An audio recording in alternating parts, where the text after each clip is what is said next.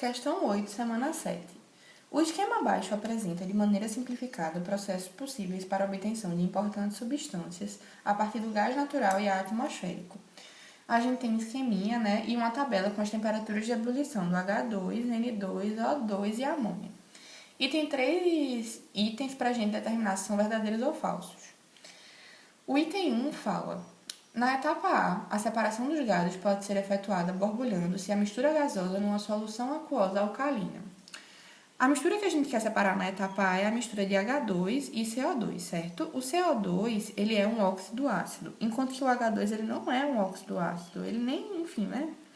Ele é um gás que não é ácido, enquanto o CO2 é um gás ácido.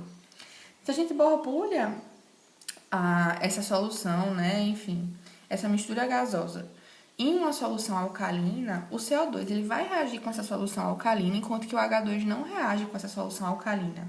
Então, a gente consegue separar, né, o CO2 do H2. Então, o item 1, né, verdadeiro. Item 2. Na etapa B, N2 e O2 podem ser separados por liquefação do ar, seguida de destilação fracionada.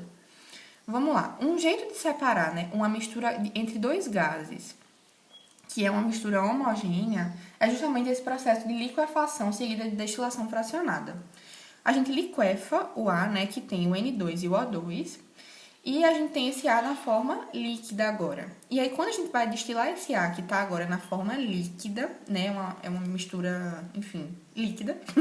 Quando a gente vai destilar, a gente vai aumentando a temperatura, vocês conseguem ver na tabela que N2 e O2 têm pontos de ebulição diferentes, que é justamente um princípio para separar substâncias a partir do processo de destilação.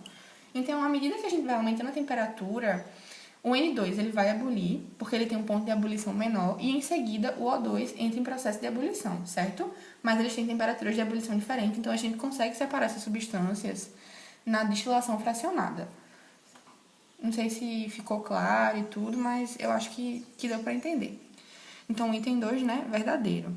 Para separar misturas homogêneas de gases, a gente faz um processo de liquefação da mistura para em seguida fazer a destilação fracionada, certo? Verdadeiro. Item 3. A amônia formada na etapa C pode ser removida da mistura gasosa por resfriamento. A amônia formada aqui em C provavelmente deve estar em contato, né, com o CO2 e com o O2. Se ambos estão em estado gasoso, a amônia que tem o maior ponto de ebulição ela é bem volátil, a gente deve estar uma temperatura acima da temperatura de ebulição da amônia, certo? Que é de 240 graus Celsius. Não, mentira, 240 graus Kelvin. Que está em Kelvin ali, eu vi agora.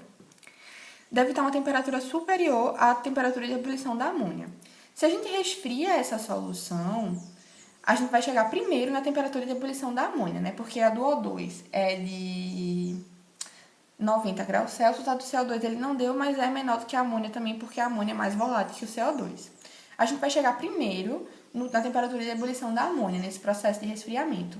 Então, a amônia ela vai condensar, né? Ela vai liquefar, enfim, ela vai ficar líquida, enquanto que o CO2 e o O2 não ficam. Então, uma forma de separar a amônia dessa mistura final aqui seria justamente nesse processo de resfriamento, fazendo com que o item 3 também esteja verdadeiro. Então, a alternativa correta, né, é a letra E.